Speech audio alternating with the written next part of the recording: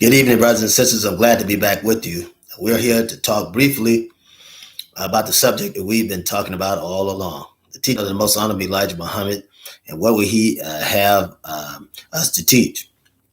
And we have to understand, brothers and sisters, that the teaching of the Most Honorable Elijah Muhammad has been interrupted. So we have to understand that. So in order to correct this teaching, we must talk about the one who interrupted the teaching, which is several brothers that did interrupt the teaching. And I want to say that Minister Malcolm, in his misstep, trouble was caused. There was confusion in the land, confusions all around. So in the misstep that the Minister Malcolm made, then there was a failure of other brothers.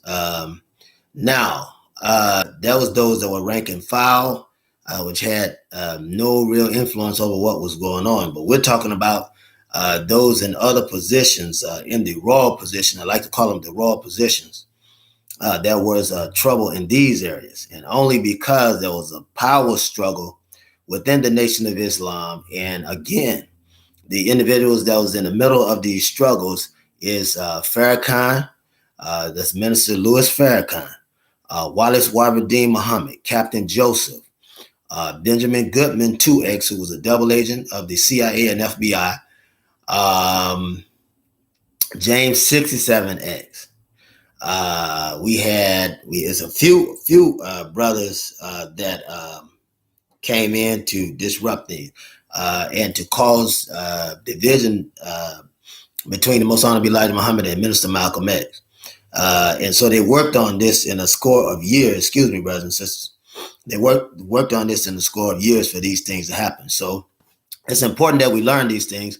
And when we put out knowledge, we put out knowledge of truth so that you can understand exactly what's going on, because it's important that we understand, that you understand what's going on.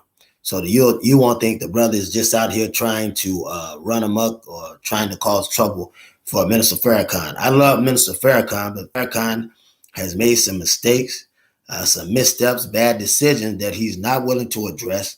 And because of this feeling of non-reproach, you don't feel like anybody should be able to approach him, or that he himself should have to answer for the sins that he's committed. And as a result of that, you have a misteaching of the teachings of the Most Honorable Elijah Muhammad. And we have to question who Farrakhan is really working for. Farrakhan is no threat to America, and he's been around. Now he's 90 years of age.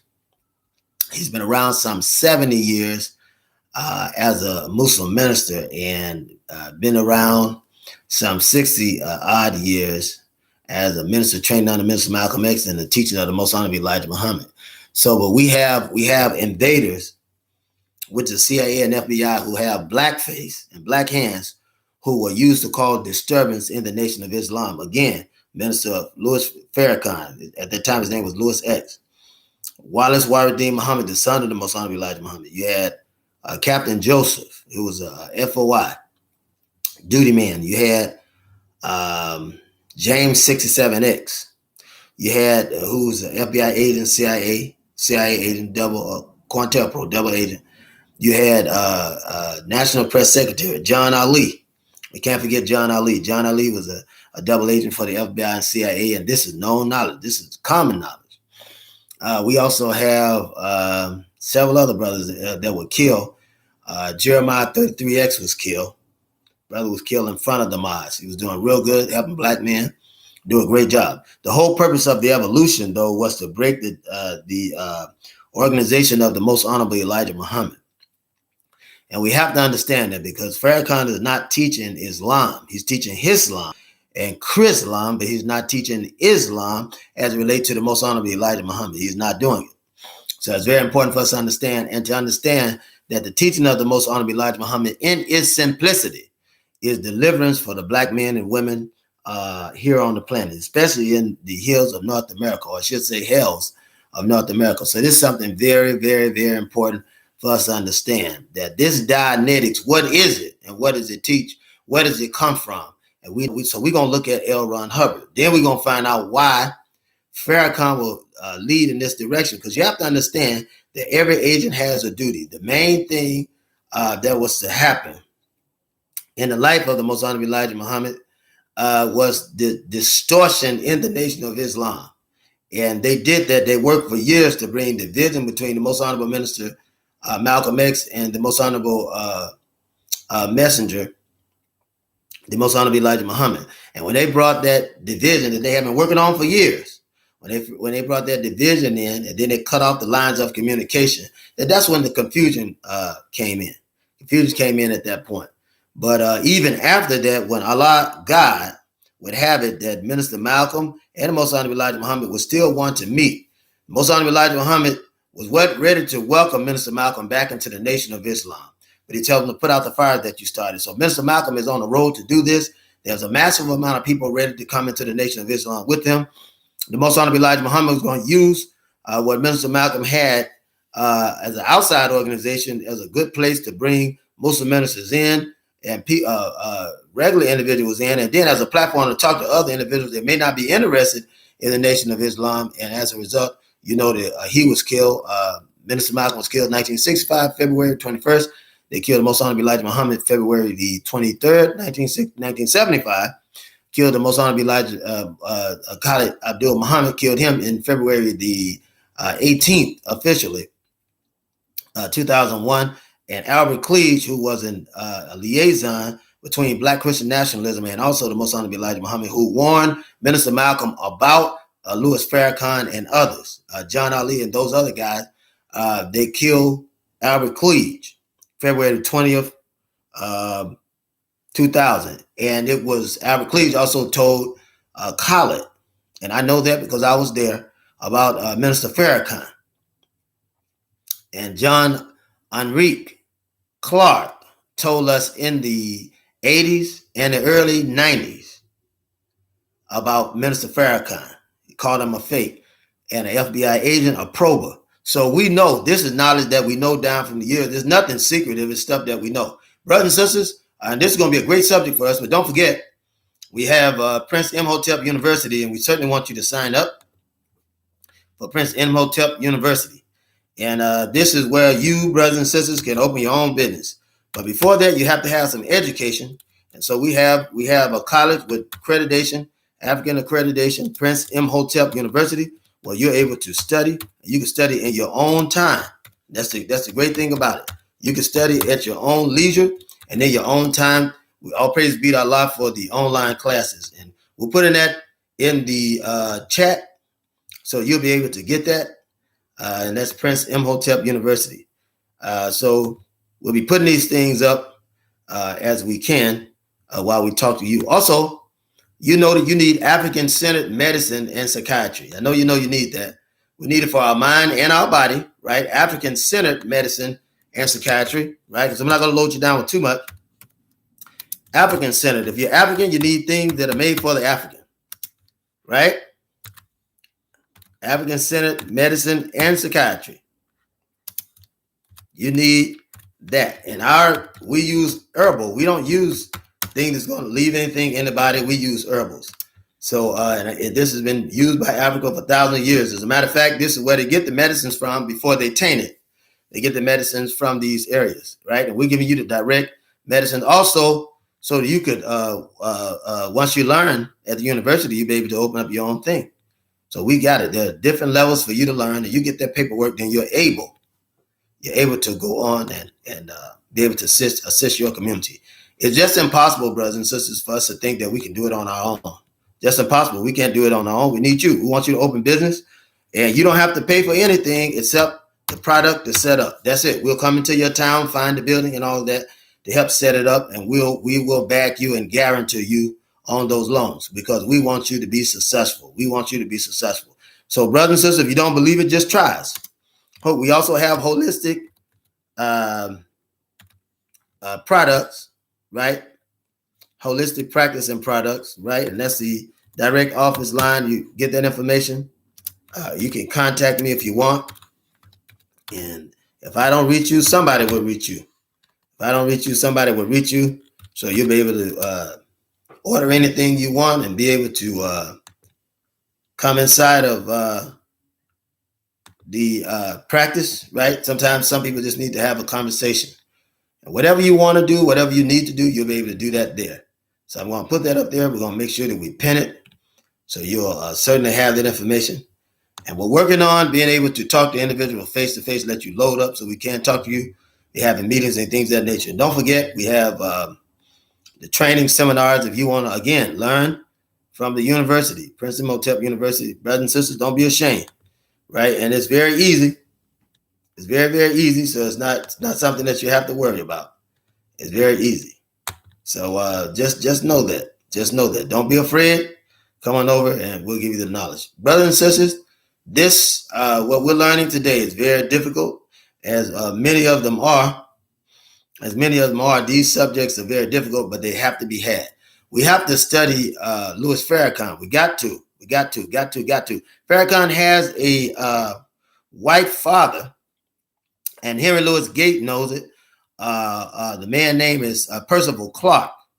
And in 1996, in an interview with Henry Louis Gates Jr., Walcott, right, which is Louis X, Walcott speculated that Percival Clark, a light-skinned man with straight hair from Jamaica, may have been Jewish, right? And this was his father. And Farrakhan admits this on his own. We're not picking on him about it, but I just want to let you know the man that you're dealing with so that you know what you're dealing with. After Walcott's stepfather died, this is Farrakhan, in 1936, Walcott's family moved to Boston, where they had settled in a largely African-American neighborhood in Roxbury. Now, this is very key, because when you look at Roxbury, is a neighborhood within the city of Boston, Massachusetts, was founded particularly on the premises of Presbyterianism, or church. And there's a large Pentecostal movement there in Roxbury. Farrakhan himself come from the Pentecostal church. And if you study his background, then you'll sort of understand why he moved the way that he does. He was trained in the violin. By the age of 12 years old, he had been on tour with the Boston College Orchestra. I want you to pay attention to this. A year later, he participated in the national competitions and won them. In 1946, he was one of the first Black performers to appear on the Ted Mack Original Amateur Hour. Right? This Ted Mack Original Amateur Hour is an American radio and television program. The show was a continuation of, if you remember, Major Bowes' Amateur Hour. This was a continuation of it, called the Original Amateur Hour. It had been a radio staple in 1934 to 1945.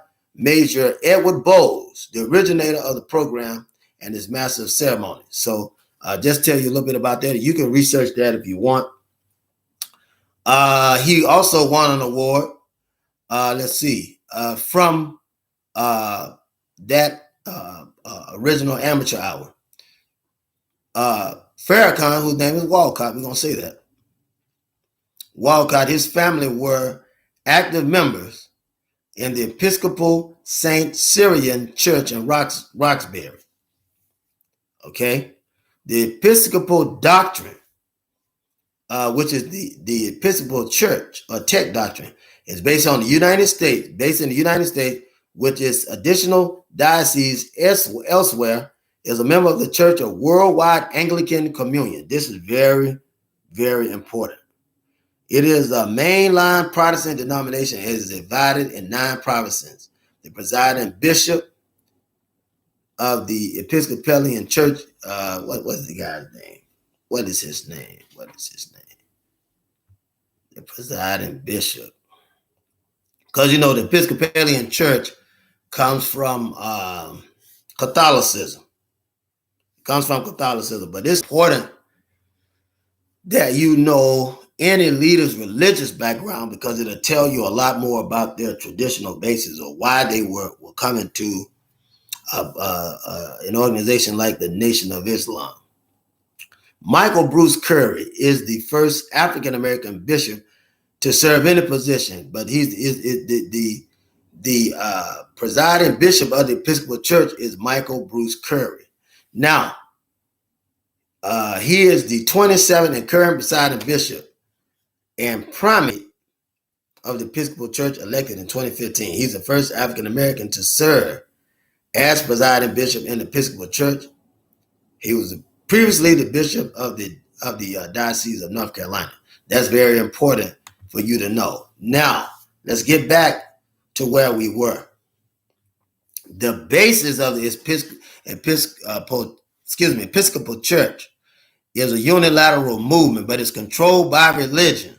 It's a very old document controlled by religion, and the people there are trained heavily in this sort of support doctrine for this country. And that's important for you to remember, for this country. So it's something that never leaves them, because when you're growing up at that level with white, you have some comfortability. And Farrakhan struggled earlier on with who he was. The doors that were open for him through his talent was good, but he's always felt that he had a certain place with these white people. He's always felt that. Now, and that's very important to understand. He attended Boston Latin School, and later attended and graduated from English High School. He completed 3 years at Winston-Salem College. Remember what we talked about now. Winston-Salem is in North Carolina, Episcopal Church, the Episcopal Church. All right, so he completed 3 years at Winston-Salem Teachers College, where he had a track scholarship. He ran track at that time. And in 1953, he married Bessie Ross, later known as Khadijah Farrakhan. Now, he had wives before that. But in 1953, he remarried Khadijah Farrakhan. Khadijah Farrakhan is from the Bronx, New York, and she's a wife of Minister Louis Farrakhan, supreme leader of the Nation of Islam. And she's known as the First Lady of the Nation of Islam. Listen, the First Lady. These terms that are directed, right? These terms that are directed, type of European language guys. So to tell you what a mind is, words, we have to study words. The term is philology. Study the root of that word, where it comes from, and let you know the concept and the mindset that the individual was speaking it is in. So he married her while he was in college. Due to the complications of his new wife's pregnancy, Minister Farrakhan dropped out after completing his junior year of college to devote time to his wife and his child, which is very honorable. Very honorable for that time. Let's talk about his music career. Let's say in the 1950s, I believe it was, Farrakhan began his professional music career and was singing. He was a singer. Everyone knows that. And he was billed as the charmer, which he is. Very charming, very great with words, his usage of words, charismatic. He has a gift. He certainly has a gift. At this point, understand that here's another key thing. He was earning $500 a week in the 1950s. That's a lot of money. Walcott was touring the Northeastern and Midwestern United States, sometimes also using the nickname Calypso Gene. Listen. As an agent, he's adopting all of these titles. Now, listen to this. If a man is making $500 a week, $500 a week, because he's using his gift now, he's making $500 a week, what would he want with the Nation of Islam? Well, you might say, well, he's trying to get in touch with his blackness. I agree with that, and I'm for that. But what was the driving force to bring him in the Nation of Islam? It just wasn't Malcolm's charisma and charm. Malcolm very convincing and whatnot, but we found out that Louis Farrakhan was butting heads to him in the very beginning. Because he likes to be in control and leadership of things. This is learned earlier on when Malcolm is talking to Farrakhan. Farrakhan wouldn't listen. He would constantly give him word, give him mouth, because he didn't believe that Malcolm should have been in the position that he's in, right? Because of his formal education. Farrakhan had an elitist mindset. He was raised among whites with this elitist type of thinking, and he still has it to this very day. So much so that once he achieved that elitism, what do you see him around? Whites. They're always around him in his personal areas. Even had the white man, we talk about him, the pedophile, Father Flager, in the mosque during the janazah of Sister Ava. And this is a very personal time. The white person should have been in there. This is the highest disrespect to any Muslim and to the temple. Highest disrespect, because it's a personal time. And Sister Ava did not like Father Flager being around in that way. She was always about separation of death. This was her teaching. That's those. So she taught what Farrakhan told. What Farrakhan put her in a position, but he didn't think for Sister Ava. You couldn't think for her. She had her own mind. She was like Dr. Khalid Abdul Muhammad. They had their own mind. Dr. Ava and Dr. Khalid had their own mind, and this become problematic for the next move that Farrakhan would do in 2021, where he's moving toward a more subtle thing. He go talking about this criterion and all of that stuff. The criterion, not Muhammad's criterion, but his criterion. So we have to think about that.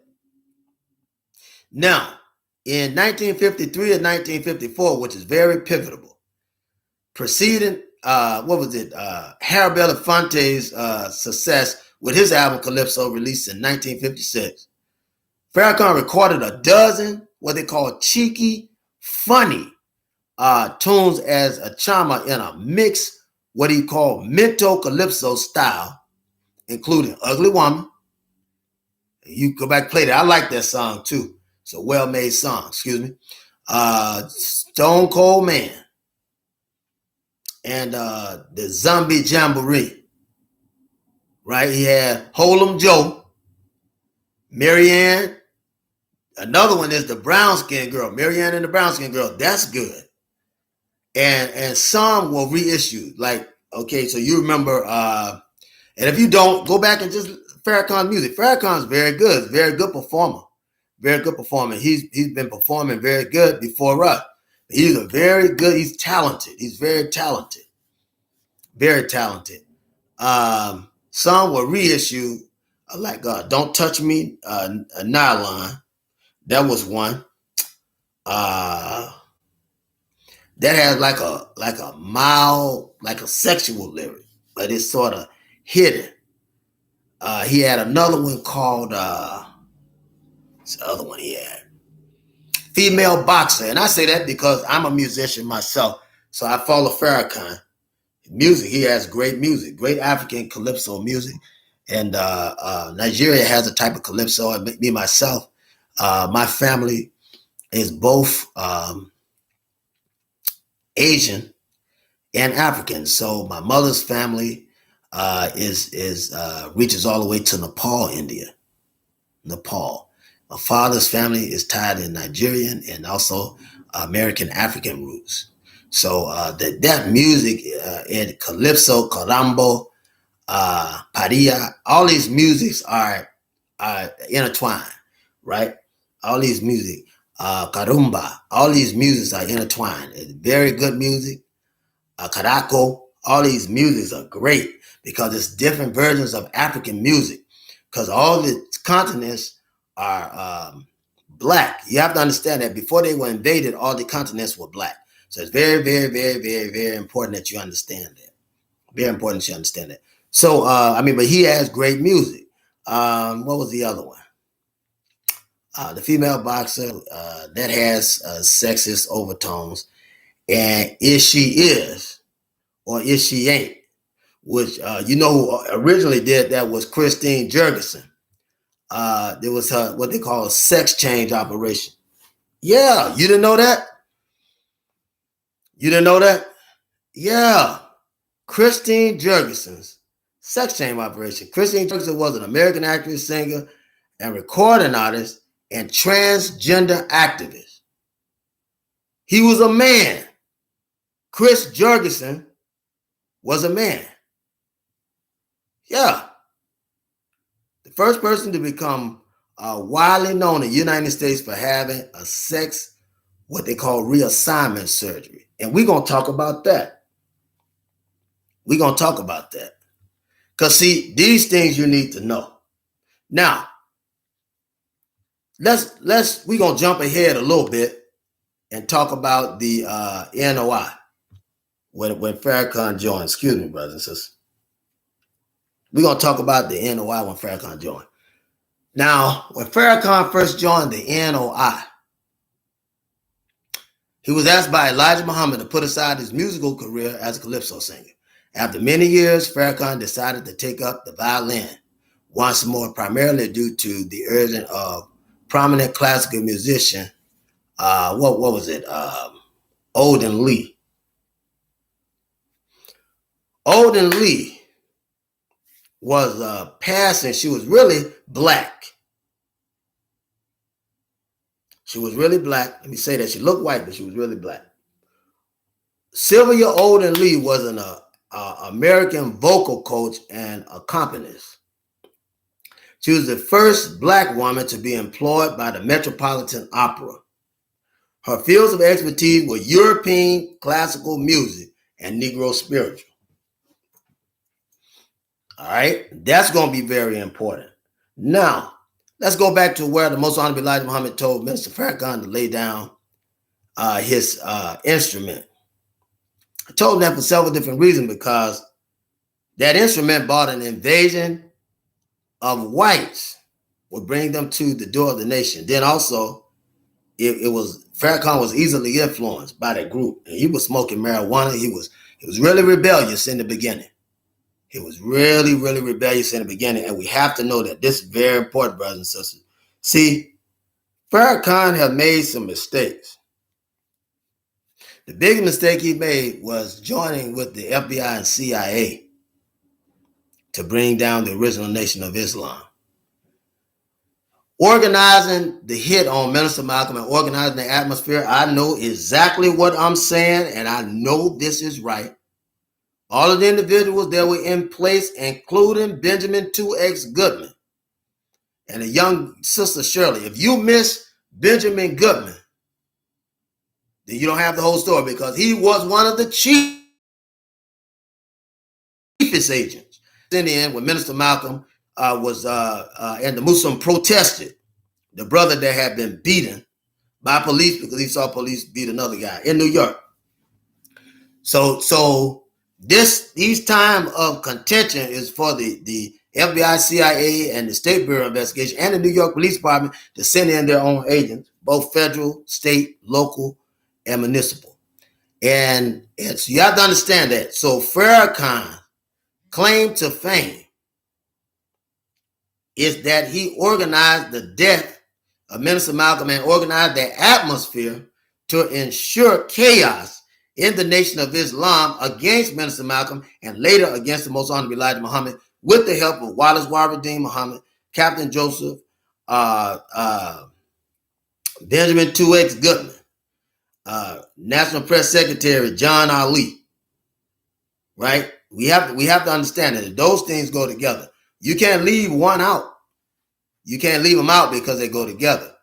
And he caused various amount of trouble. 1972, he caused trouble with Huey Newton and the Black Panthers.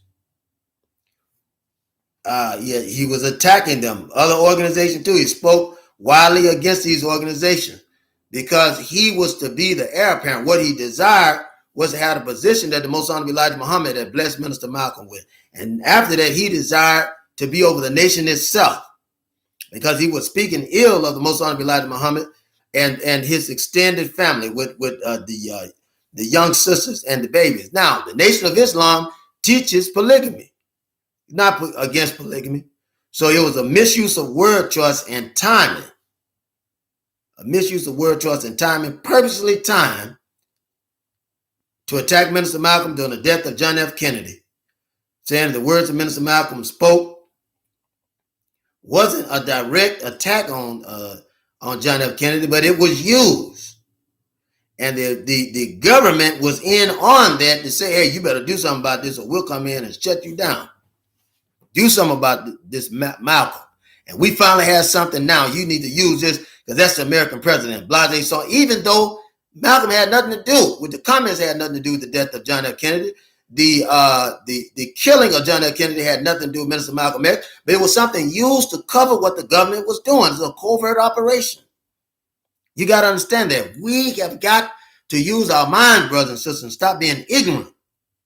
See, we got to set the stage to understand exactly what's going on. Listen to this. April the 17th, 1993, Farrakhan made his return concert debut performance of the violin concerto. This was in E minor. Now, this was written by a devil named Jakob Ludwig Felix, a Jew. Mendelssohn Bartholdy, widely known as Felix Mendelssohn. Okay? He was a German Jewish composer, pianist, organist, conductor of early Romantic period music. Mendelssohn's composition includes symphonies, concertos, piano music, and organ music. There could have been anything he could have played, but Farrakhan, how do I put this? Farrakhan wooed the Jewish community with his music. Two things. He wanted to appear modest. Remember now, he's a charmer. Farrakhan intimidated that his performance of the concerto by a Jewish composer was, in part, an effort to heal a rift between him and the Jewish community. Mendelssohn's family converted to Christianity. Listen, brothers and sisters. If you don't hear anything else, hear this lecture. If you don't hear anything else, hear this lecture. The New York Times music critic Bernard Holden, not that this matter, but they're bringing in all of these devils. Bernard Holden, let's talk about who he is. Look, Bernard Holden is an American music critic. He served on the staff of the New York Times from 1981 until 2001. He held the post of chief music critic 1995, right? You can already see it. You can already see a federal agent. Contributing 4,575 articles to the newspaper, he then became national music critic, reviewing concerts, festival and hall openings worldwide. Now, here this man is. Understand, his original job is supposed to be a music critic. He has hardly any history on it. He has a lot of history as a writer, a newspaper column, but hardly any history on the part of music. I just want to say that, because most music critics don't have a line in music. This guy obviously has some line in music, but not much. We're going to talk about him more so, right? But it's a made up. Anytime the government does anything, it's almost like when they bring actresses in, and this stuff is made up. It's made up. And you have to understand that, because if you can understand how they can create a history for an actor, right, then you understand that there are many people acting in life, right? Bernard Holden is one of those. Okay, so Bernard Holden, this white man, right? He's a white man, for the sake of it, reported that Farrakhan's performance was somewhat flawed due to years of neglect. But nonetheless, Mr. Farrakhan's sound is that of an authentic player. It's wide, deep, and full of energy, and makes the violin gleam. Listen. There are black orchestras. But it was important for Farrakhan, for the move that he was making, because he made two major moves. First was the industrial move, then was the religious move. The industrial move of the Nation of Islam was to make them more mainstream. How do we get them more mainstream? The religious move of the Nation of Islam was to settle down in a type of Episcopal and Pentecostal type of movement, where you became less aggressive, right, and more emotional. You have two things with IQ.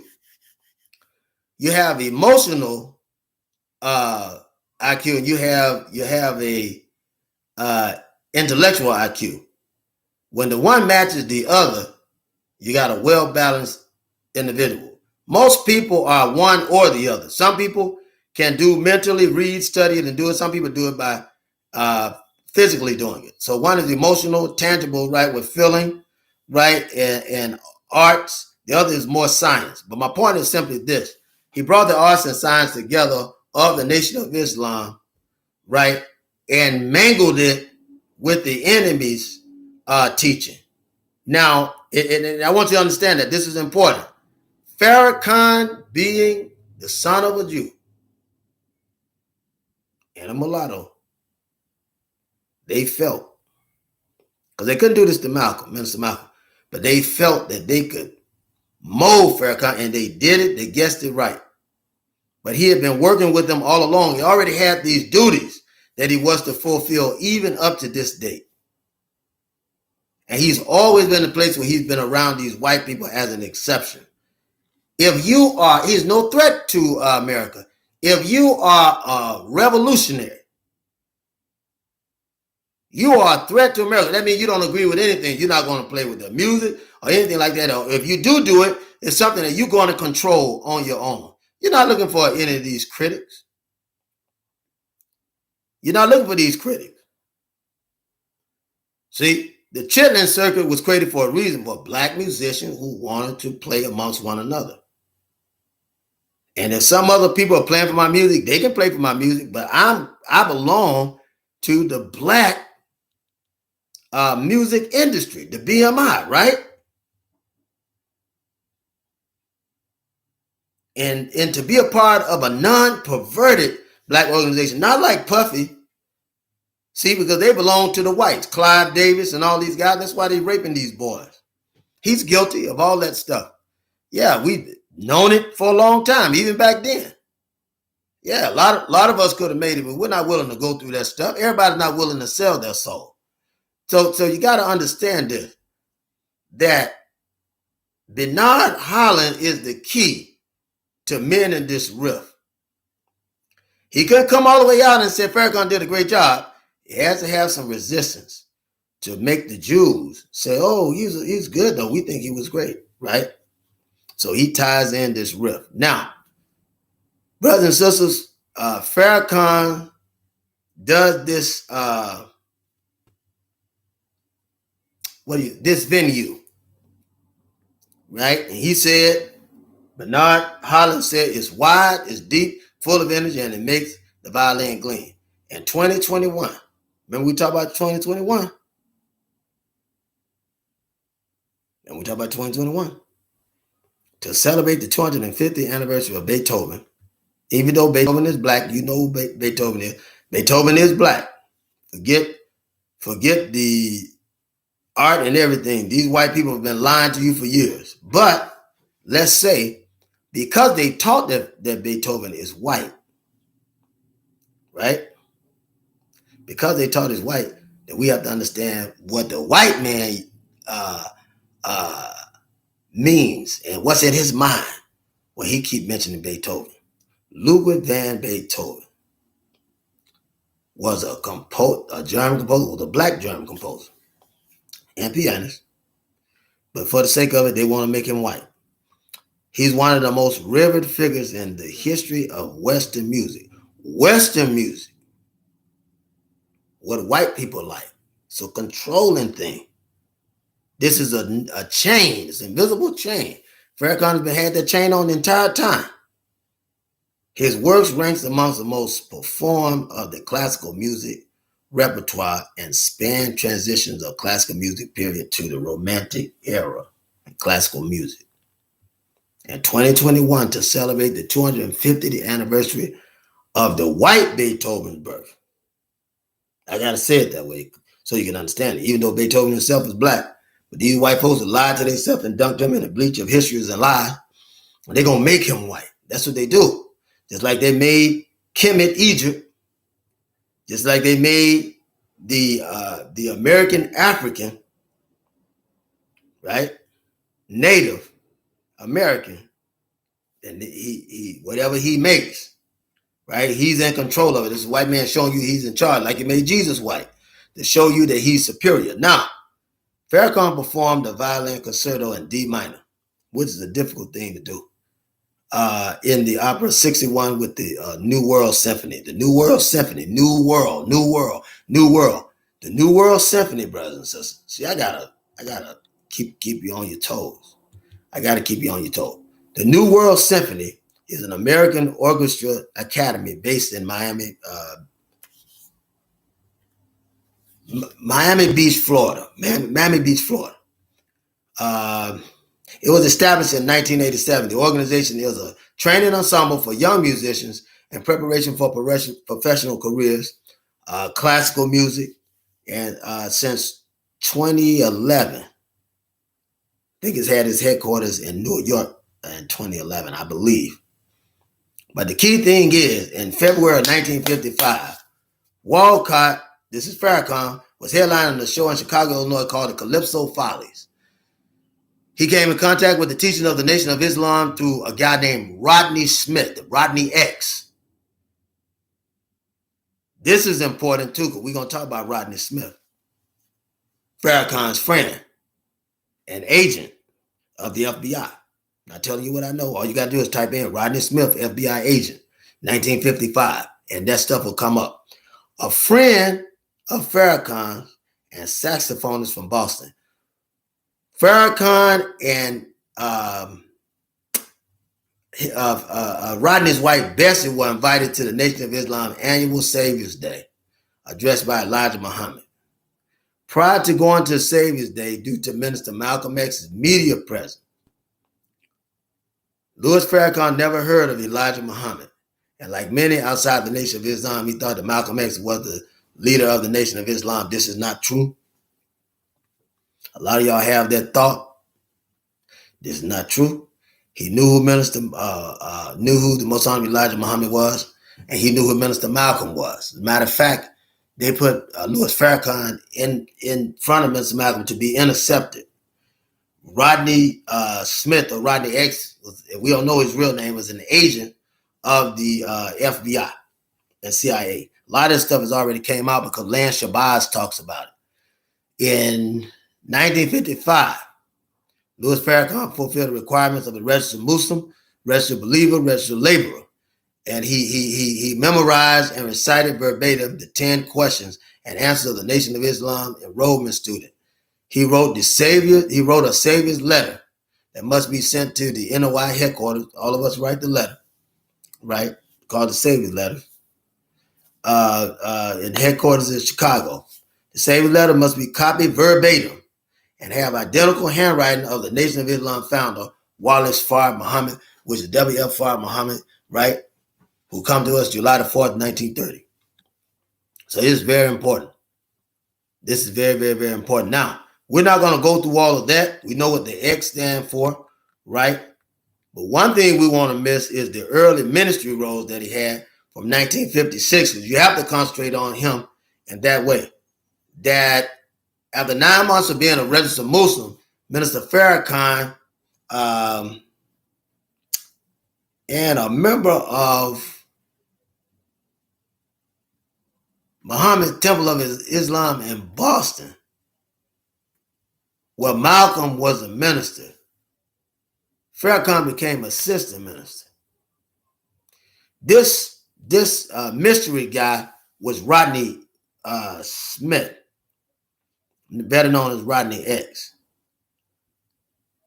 Eventually, Farrakhan got over the Boston Mosque, right?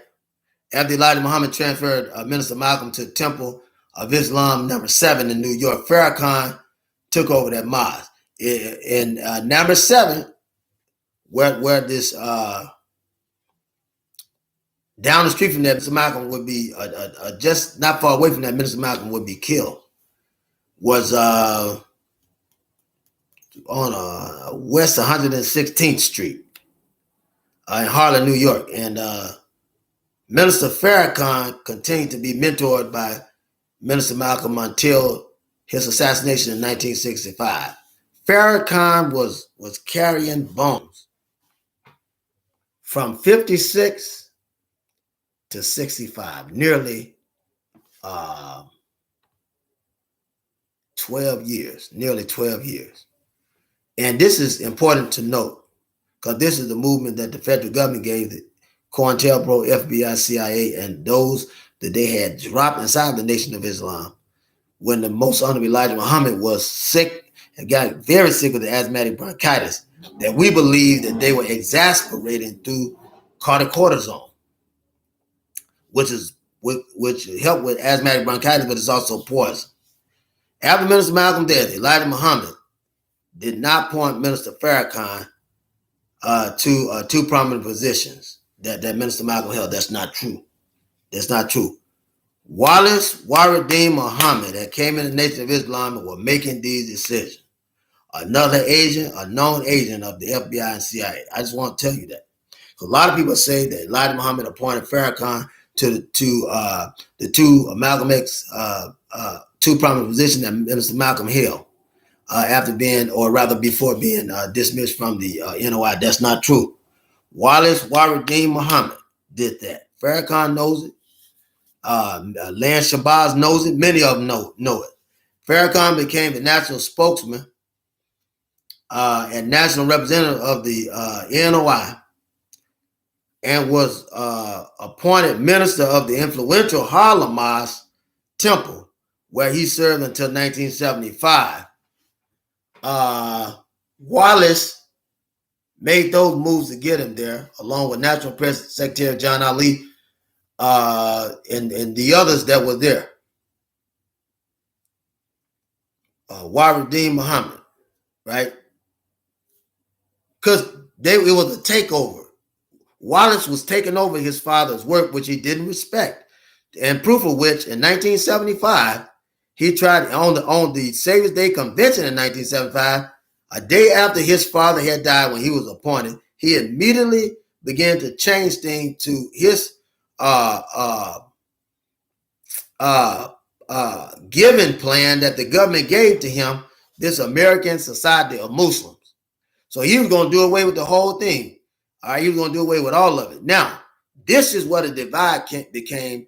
The divide came between him and Farrakhan, because Farrakhan wanted to run the ship, and Wallace was jumping ship.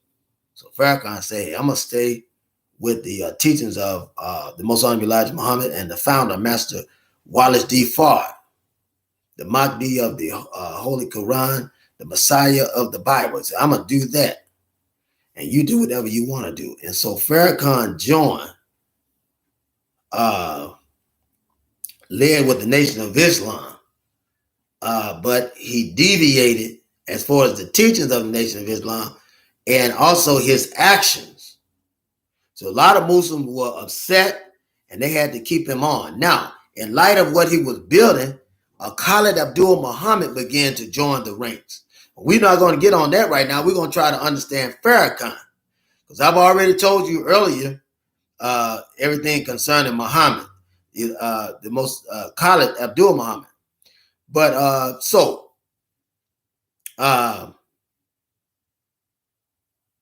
first thing is this, is that Wallace welcomed these white people who were once considered devils and enemy of the NOI, still today, the original Nation of Islam. We consider them enemies. We consider them devils. As he welcomed them as equal brothers and sisters. That's a big mistake. And also, Wallace gave white people the name X. Now, how are you going to take the enemy to give them that name? You got to think, brothers and sisters. See, that's self-defeating. He extended efforts in interreligious cooperation and outreach to Christians, and the government gave him the money to do it. Outreach to Christians and white Jews, white Christians, white Jews. Now, Farrakhan joined Muhammad's movement and served as a Sunni Islam under him for 3.5 years, from 1975 to 1978. All right, same thing, very same thing, right, that they called Minister Malcolm a hypocrite for. Very same thing. I'm just telling you, we have to cover this. In 1978, Farrakhan distanced himself from Muhammad's movement. This talking about Waradeen Muhammad. Farrakhan distanced himself from Wallace Waradeen Muhammad. He, I think it was the New York Times that wrote this story. Farrakhan couldn't embrace that philosophy because he wanted to run a social organization, right? That would be democratic and conservative to American values. And if you look now, that's what he's doing. He's doing that now. Now, with that being said, Farrakhan couldn't embrace this new philosophy because it just tore down everything the Most Honorable Elijah Muhammad was doing. In particular, Minister Farrakhan opposed the concept of working with whites to solve problems of blacks, right? He wanted power, right? It wasn't a matter of conviction. He wanted power, and he knew that in order to keep black people's attention, you're going to have to be dealing with black issues. Now, it was 1979. I'm going to say this, and then we setting the stage. Because take all this to set the stage, because I got to tell you why he's not teaching the Nation of Islam doctrine. He never bought all the way into it. In 1979, Farrakhan's group founded a weekly newspaper called The Final Call, which was intended to be similar to the original Muhammad Speak newspaper that Minister Malcolm started. Because he did start it. Didn't claim he started, he started. Now, if you're trying to reestablish the Nation of Islam, Muhammad Speak newspaper, where it came from, Muhammad Speak newspaper should have been the place that you should have went, right? You should have reestablished Muhammad Speak newspaper. Farrakhan made, and you have to pay attention to this, numerous incendiary statements about Malcolm, contributing to what was called a climate of vilification, climate of hate, climate of contention, a climate that would claim the life of Minister Malcolm. 3 men from a Newark mosque that Farrakhan was working with at the time, right? Because the ministers had shift when Minister Malcolm had gotten out, or when he was put out. Farrakhan and 3 men from the Newark NOI mosque. Thomas Hagen, the man who's known to have led the killing of Minister Malcolm. Muhammad Abdul Aziz, who was known as Norman Thread Butler, all of them were guilty. I don't care what you hear, all of them was guilty. And Khalil Islam, Thomas 15X Johnson, were convicted of killing and served prison sentences. Only Hagen ever admitted to the role. All of them were guilty.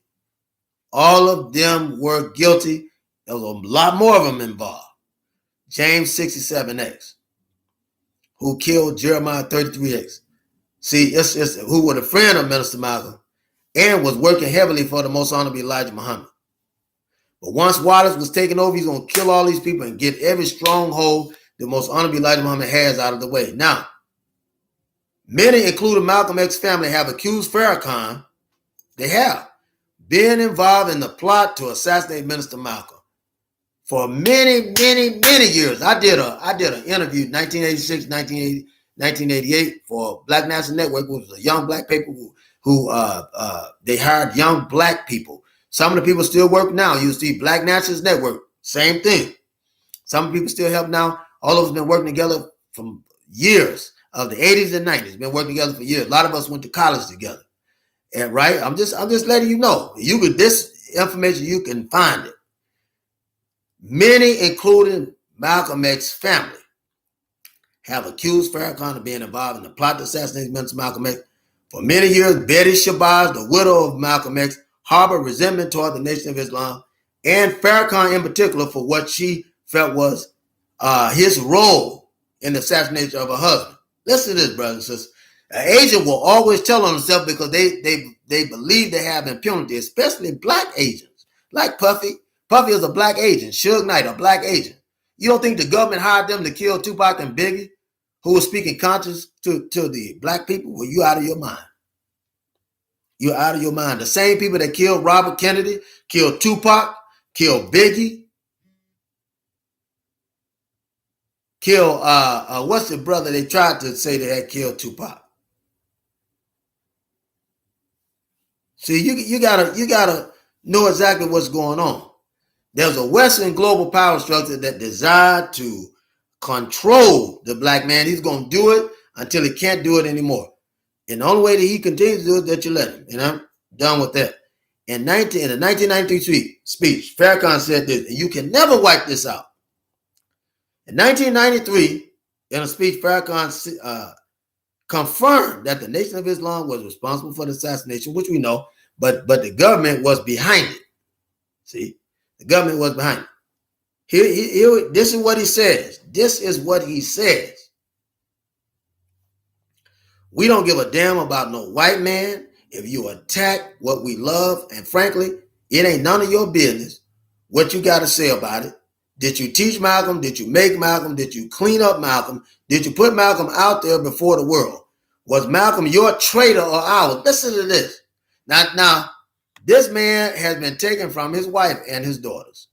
Farrakhan, who teaches about the black family, is saying this against a grieving widower after years of the death of Minister Malcolm. Let's listen to this. Was Malcolm your traitor or ours? If we dealt with him like a nation deal with a traitor, what the hell business is it of yours? You just shut your mouth and stay out of it, because in the future we're going to become a nation, and a nation got to be able to deal with traitors and cutthroats and turncoats. The white man deal with his, the Jews deal with theirs. Let's listen to listen to this mindset. Listen to this capitalistic mindset. The white man deal with his. In other words, I'm gonna do exactly what boss say, and the Jews deal with theirs. You supposed to be, the Jews are supposed to be. Come on, brother. I can't even say it. You know what I mean. You know what I mean. So it was doing and I'm gonna say this, and we're gonna wrap it up because we got some other stuff to come, another show to come. But during 1994, Gabe Pressman, you know who that is, don't you? Gabe Pressman was this American journalist who was a reporter for WNBC, right? This is what it was originally called, WNBC television, before it became NBC, the national, right, broadcast channel. It was WNBC in New York for more than 60 years. His career spanned for more than 7 decades, and the events he covered, including the sinking of the Andrea in 1956, was also the assassination of Minister Malcolm X. Gabe Pressman asked Shabazz, this is Betty Shabazz, this is a 1994 interview, whether Farrakhan had anything to do with Malcolm X's death. She replied, of course, yes. Nobody kept it a secret. It was a badge of honor. Everybody talked about it, yes. Then in 60 Minutes, right? 60 Minutes, television and news magazine broadcast, CBS television, network news, debating, what was it? It debuted in, 1968. It was created by, what's the guy named, Don Hewitt, right? And Bill Leonard, right? Don Hewitt and Bill Leonard. These were reported. They were reported, centered investigation. 60 Minutes. You've seen Oprah Winfrey on there, like the black guy, the famous black guy that be on there. The interview that aired during May 2000, Farrakhan stated that some of the things he said may have led to the assassination of Malcolm X. I may have been complicit. Listen. Complicit is a criminal term. In other words, you were involved. I may have been knowledge and regret that any words I have said would cause the loss of life of a human. A few days later, Farrakhan denied that he ordered the assassination of Malcolm X, although he again acknowledged that he created the atmosphere that untimely led to the Malcolm X assassination. When you talk about creating an atmosphere, what are you saying? Is that not coercion? Right? Is that not accessory?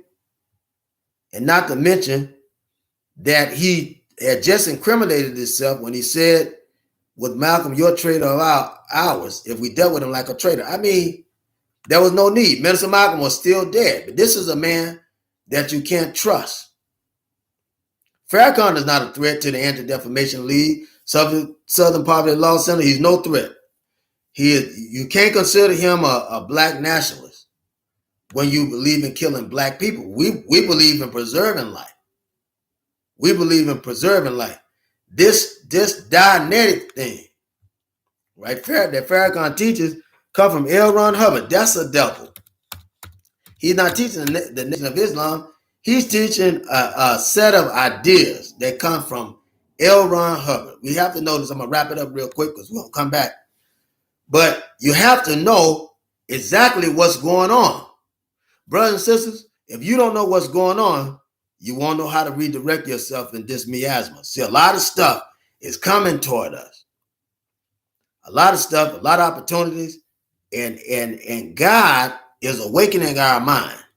He's awakening our mentality so we'll be able to deal with these things. But we can't effectively boycott anything if we don't have our own stuff. And it has to be something authentic for us. It has to be something that is for the black man. Stop feeling that you got to have somebody white in whatever organization that you bring. Brothers and sisters, we got to get out of that mindset. We got to get out of that mindset. Stop feeling that you have to have the white man involved in what you're doing. What kind of sense does it make if you building something for black people for you to have the enemy? I know some of y'all saying, well, they didn't do what their parents did. You don't know what they did or are doing. You don't know. But you do know that you got black brothers and sisters that could use teaching and training. And that if you teach and train them in the right way, then they won't sin against themselves, against their culture, against their God, against their mores, their folkways, against their religion, against their spirituality. Everything that you learn in this country is against you. You wonder why you can't rise in power. You calling on Jesus. Why you calling on the white Jesus? He's the same one told the white man to kill you, then beat you and drag you and hang you and drug you. It's the same Jesus. White Jesus agrees with the white man. You got to get with the black Jesus that agrees with the black man. Come on, brothers and sisters. This fireside chat. Let me say this. Then we're gonna hold off and then get back on this. Listen, I want you to know about Dianetics. Dianetics is a set of pseudoscientific principles. What do I mean when I say pseudoscientific principles? Listen, pseudoscience consists of statements, beliefs, and practices that claim to be both scientific and factual, but are incompatible with scientific method. Pseudoscience is often characterized by contradictory, exaggerated, and falsifiable claims. Right? So you have to understand it. You got to understand it. Understand what's going on. A pseudoscience, for instance, is eugenics. That's a pseudoscience. All right, now listen.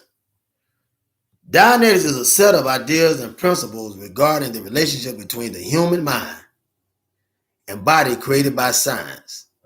This fictional ideology comes from Scientology founder L. Ron Hubbard. What is Scientology? The Church of Scientology, the cross, right? Scientology is a set of beliefs and practices invented by American author L. Ron Hubbard, and it is an associated movement. It is vastly defined as a cult, a business, a religion, a scam, and new religious movement, right? This common knowledge from the white man. This is the white man saying about his own devils. Lafayette Ronald Hubbard was an American author and founder of Scientology, a prolific writer of pulp science fiction, fantasy novels in the early career. In the 1950s, he authored Dianetics, the modern science of mental health, and established the organization to promote that, such as the Church of Scientology. Dianetics is practiced by the followers of Scientology and Farrakhan's Nation of Islam. They're following that. They're following that. So he's merged the Muslim with the white devils. That alone, brothers and sisters, should wake you up. Dianetics was originally conceived as a branch of psychiatry, which Hubbard would come to despise. Listen. Hubbard himself would despise when various psychoanalysts dismiss it as unscientific. Hubbard, right, as far as Dianetics is concerned, was faced with this problematic concept that though it presented a form of psychological treatment, right? In other words, it was a placebo, psychological placebo, like a sugar pill. When somebody's sick and a hypochondriac, you give them a sugar pill and they heal themselves. Pretty much like that. Dianetics and its core concept have been rejected by psychologists and scientists from the outstart, not supported by credible evidence. Foolish. This Farrakhan introduced to his version of the Nation of Islam. I tell you, Farrakhan created denominations within the nation. And there are people listening to them. All you got to do is listen to them. Nur Muhammad, we have no problem with white people. We embrace white people. Wesley Muhammad, same thing. Just dumb. They look ignorant and idiot. And they be disown there. They will defend Farrakhan. A Muslim teaching Dianetics or studying Dianetics could never say anything to me. You got one fool on there. I call him a foosler. You got one foosler on Facebook talking about Dianetically speaking. I mean, some old ignorant stuff. Some dumb stuff. The most honorable Elijah Muhammad didn't need it. Why does he need it? Farrakhan needed it because it's his evolution. He's moving. Moving. Remember, the first move was industrial. Second move is religious. Right? He's moving toward a modern science of religion. It's going to take us all the way from the teachings of the most honorable Elijah Muhammad. That's why we have to teach the authentic knowledge that the most honorable Elijah Muhammad wants us to have, brothers and sisters. See, we need what the most honorable Elijah Muhammad had because it teaches us. We got to be taught. We got to be taught. We need what the most honorable Elijah Muhammad is teaching us because we have to be taught. We need to be taught. And we have to talk about the problem that we face as black people. We're facing problems as black people. We're facing problems as black people. The white man is our problem. How you gonna heal somebody when you got the white man in your camp? How you gonna heal somebody? Can't do it. If the enemy is in the camp, how are you going to grow? How are you going to get messages to the soldiers and soldiers, the warriors, right? So they can get a message back to their elements, their cadres, their companies. Can't do it. That's how foolish it is. And this is the muck that Farrakhan has his Muslims running in. They're running them up, talking foolishness. Even during the Million Man March, and I was there, you can't tell me no different because I was there. I wanted to see. Minister Silas supported Farrakhan, even though he wondered what he was doing. He never spoke against Farrakhan. Farrakhan wouldn't even let Dr. Collins speak. What was a Million Man March for? Martin Luther King had already marched. What are you going between the feet of these dead men for? A dead man named Washington and a dead man named Lincoln. What was the purpose of the Million Man's March? Farrakhan, man. Throwing brothers and sisters for a loop. And you bought it. We were saying it back then that something's wrong, something's fishy, but you bought it. We go to observe. You need to be observing whatever's happening in the black community. But brothers and sisters, pay attention. Investigate everything and pay attention. That's all I'm asking. Investigate everything and pay attention. There's nothing wrong with you paying attention. Nothing wrong with that. Because what did even Jesus said, watch as well as pray. I'm talking about the black Jesus. You know, ain't no white Jesus ever had to look over his shoulder. Nah, he got that power at birth. But black Jesus said, man, watch as well as pray. Because ain't no telling what these devils will do. That makes sense, don't it? That makes sense, don't it? Ain't no white man ever died for your sins. Ain't no white man ever died because he was standing up for justice. That's what it's saying. Look, Milton Malcolm died because he was standing up for justice. Same thing Jesus did. Most honorable Elijah Muhammad died because he was standing up for justice. Right? Stand up for justice. The Master Fire Muhammad was incriminated because he was standing up for justice. Right? They locked up the most honorable Elijah Muhammad in the jail what they call draft dodging, him dodging the draft. You want black men to go and fight for you in these other countries. You won't even give us rights here in America. Martin Luther King was killed. Why? Because he was standing against injustice. He was standing up for our justice, standing against injustice. John F. Kennedy was killed. Why? And that's a white devil. But he was stood on something, and they killed him for it. Right? He was going to keep his promise. Right? He wasn't doing it because he loved the black man so much, but it was politically expedient. And he didn't like the way that they talked about America being hypocritical, that they oppress black people, but yet they're going over to fight to keep other nations free. Same thing with Robert Kennedy. We can't allow you to do that. And if the man would kill his own devils, what do you think you do to the people of God? I'm just asking you. I'm asking you. Because I am not under any miasma. I'm not. I already know the trouble that we're in. But God is turning this nation over to us. And if we lean and depend on God and teach the true teachings and the truth to black people about what they're going through, then you will have a formidable force, and God will fight your battle. God will fight your battle. God will give you the strength to fight when that time comes. If it ever comes. Because God may wipe them all out. But don't you dare let anybody come up on you with a gun, a knife, or whatever, and you got your family and you practicing nonviolence. That's a wolf that's trying to make you his meal. You better take him out. Your job is to live, brothers and sisters. You better fight to keep your life. I'm just letting you know. I know what that devil will do. Not your friend. Not your friend. Biden's not your friend. Trump not your friend. You better learn to connect with somebody that look like you. You better learn to connect with them.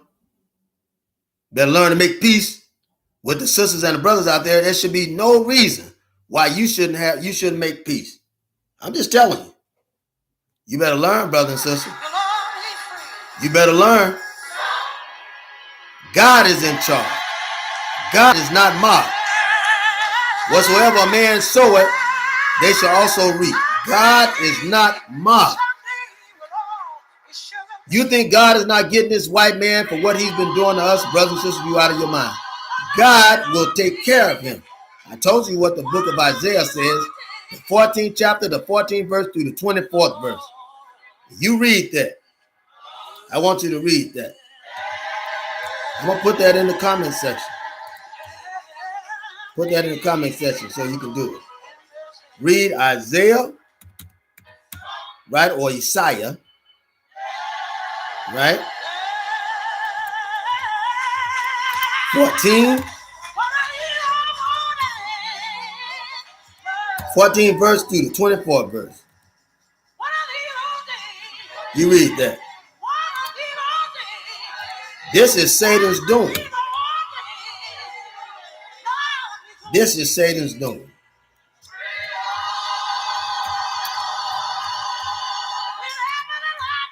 A lot of these guys in these Christian churches misleading our people because you don't believe what you're saying. They don't believe what they're saying in the Christian churches. You mislead our people. Not all of them. You got some black Christian nationalists.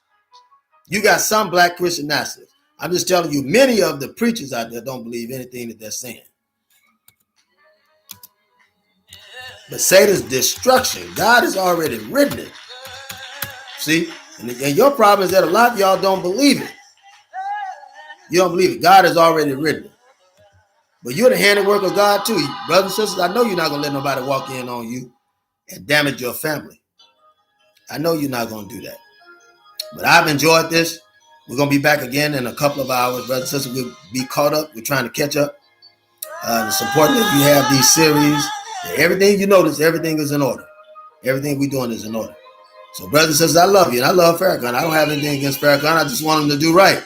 I want his family to do right. I want him to be right. But right now, they stand in the line of hypocrites, in place of hypocrites, with everything that they've done against the Nation of Islam, Minister Malcolm, his family, the Most Honorable Elijah Muhammad, and everything they've done against themselves and black people by standing before us as hypocrite when they should be standing as righteous people. That's all. I have a problem with anybody that offend the black community. Brothers and sisters, if I didn't tell you in the beginning, I tell you now I love you. This is love talk. If I didn't love you, I wouldn't tell you. Mother and father, love your children. Children, love your mother and father. Be obedient to one another. Love and respect one another. I love you. If it weren't so, I wouldn't tell you. Brothers and sisters, if you hate me, don't die. I didn't say it in the beginning, I say it to you now. Assalamu alaikum.